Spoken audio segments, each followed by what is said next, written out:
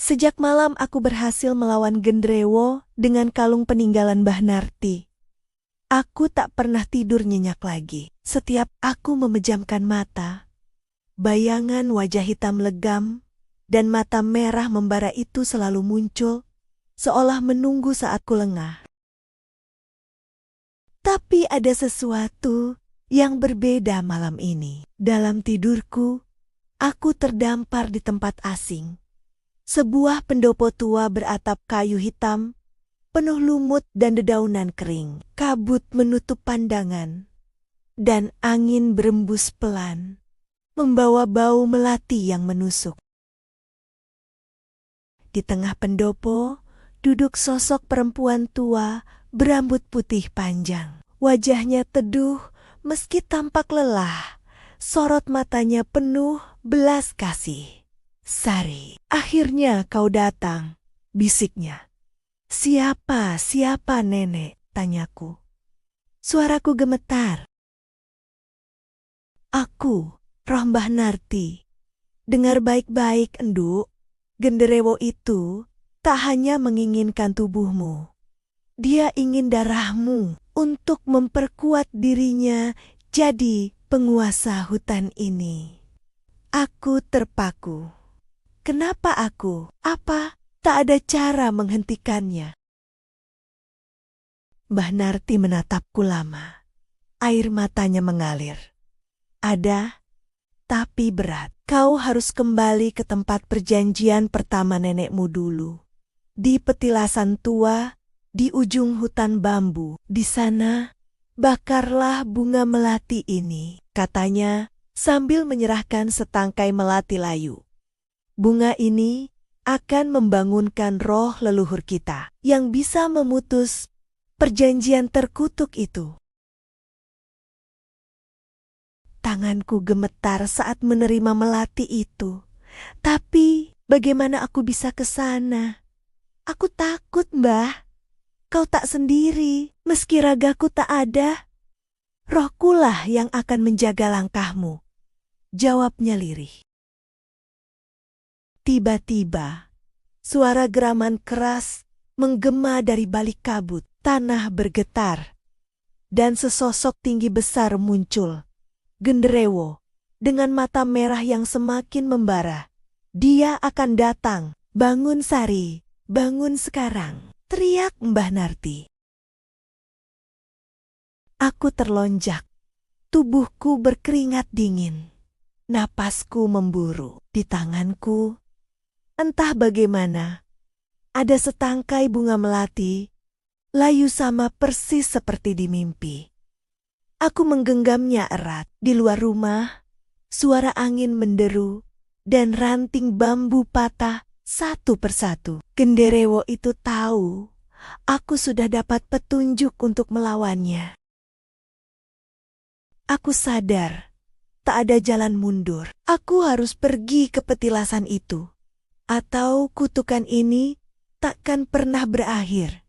Menjelang subuh, aku berdiri di depan rumah joglo tua, menatap hutan bambu yang gelap dan berkabut. Kalung manik-manik Mbah Narti melingkar di leherku, dan di tangan kiriku, bunga melati layu, pemberian roh Mbah Narti. Dengan langkah gemetar, aku melangkah ke arah kegelapan, menembus kabut dan suara bisikan yang memanggil namaku, "Sari, Sari." Di dadaku hanya ada doa dan harapan kecil. Semoga roh leluhur benar-benar menjagaku. Kabut masih tebal menyelimuti jalan setapak di antara hutan bambu. Setiap langkahku terasa berat, seolah tanah sendiri mencoba menahanku. Tapi genggaman tangan pada bunga melati layu, pemberian roh Mbah Narti, memberiku sedikit keberanian. Aku menembus kegelapan. Diterangi hanya cahaya rembulan yang pucat. Suara-suara aneh menggema di antara batang bambu. Bisikan, tangisan, kadang tawa pendek yang membuat bulu kuduku meremang. Akhirnya, di ujung jalan setapak, kulihat sebuah petilasan tua. Batu besar berlumut, berdiri di tengah lingkaran tanah kosong. Dikelilingi beberapa pohon tua, berakar mencuat ke permukaan. Bau tanah basah dan dupa sisa ritual masa lalu memenuhi udara. Kakiku gemetar, tapi aku melangkah mendekat. Perlahan, kuletakkan bunga melati layu itu di atas batu petilasan. Lalu menyalakan dupa yang kubawa. Wahai leluhur, dengarlah cucumu. Putuskanlah perjanjian terkutuk ini. Bisikku. Suaraku bergetar.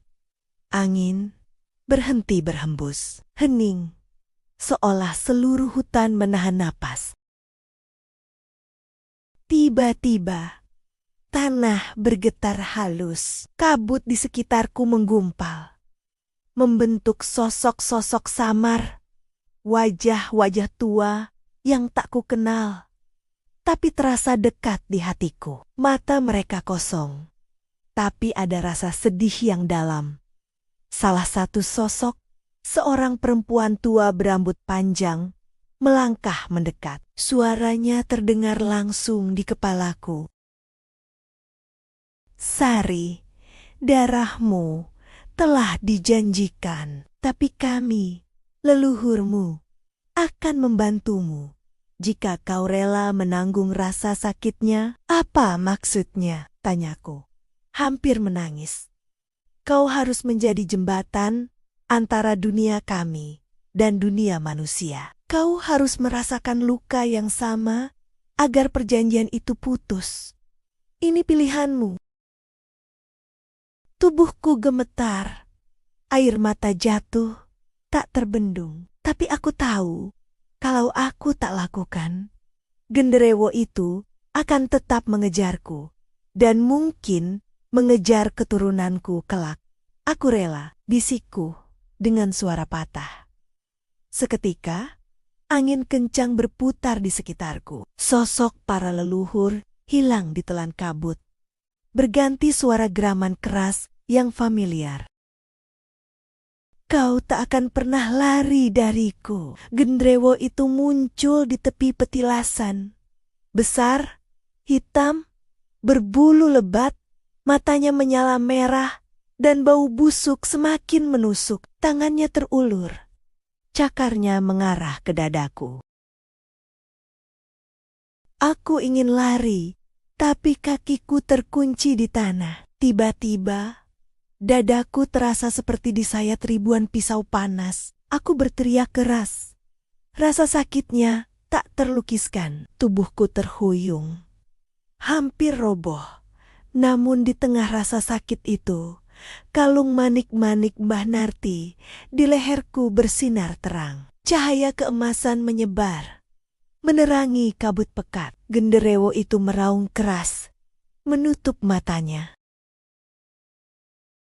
Tidak, sinar itu semakin kuat, memukul mundur makhluk itu. Tangannya terbakar, bulu-bulunya menghitam, dan akhirnya ia terhempas ke belakang, lenyap ditelan kabut. Aku jatuh berlutut, nafas tersengal, tubuhku penuh luka dan keringat. Kabut pun perlahan memudar. Di hadapanku hanya tersisa petilasan yang kini retak dan terbakar di beberapa bagian. Aku sadar, ini baru permulaan. Genderewo itu kalah untuk malam ini, tapi belum musnah. Perjanjian lama memang terputus, tapi kini akulah yang jadi jembatan antara dunia roh dan dunia manusia. Dan malam masih panjang. Kutukan ini belum sepenuhnya selesai.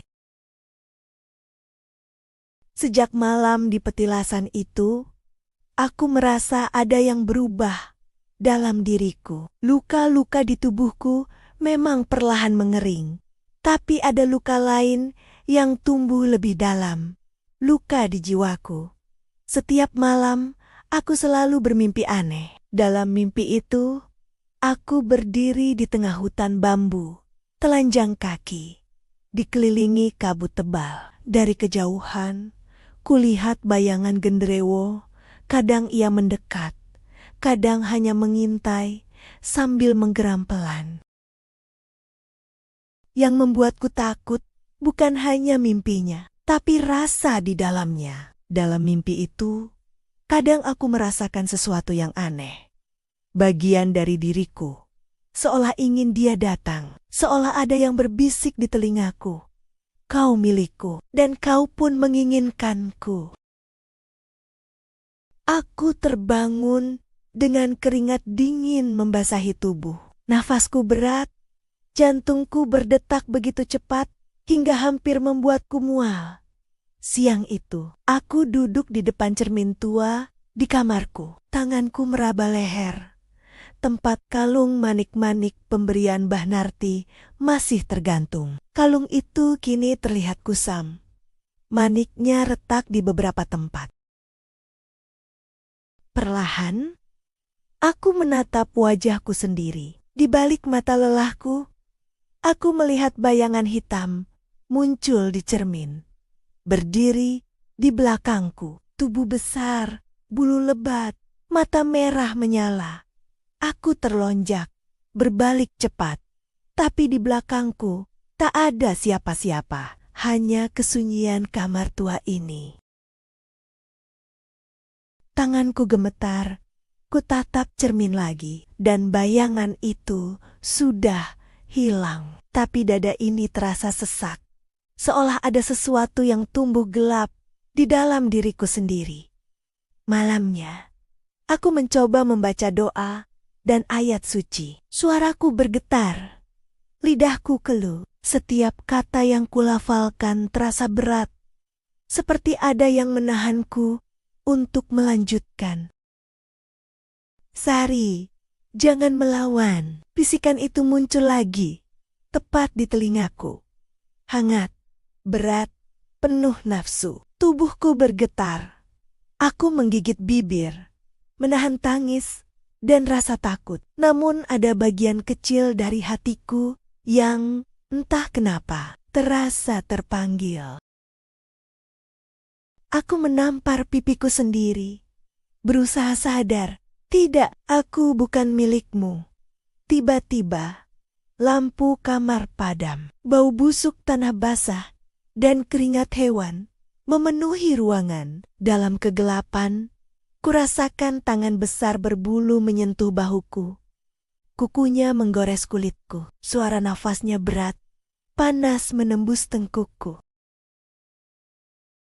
Kau tak bisa lari, Sari, karena sekarang separuh jiwamu sudah jadi milikku. Tanganku gemetar. Hebat, ku peluk kalung manik-manik itu erat-erat. Cahaya redup muncul. Cukup membuat makhluk itu mundur beberapa langkah. Tapi kali ini, cahayanya sangat lemah, nyaris padam. Aku tersadar dengan ngeri. Kekuatan yang melindungiku semakin menipis. Dan genderuwo itu semakin dekat. Bukan hanya di luar, tapi juga di dalam pikiranku. Aku menangis sambil meremas kalung retak itu. Apa yang harus kulakukan? Siapa yang bisa menolongku sekarang? Dalam bisikan terakhir sebelum ia menghilang, ku dengar suaranya bergema di kepalaku. Kau akan datang padaku sendiri, Sari, cepat atau lambat.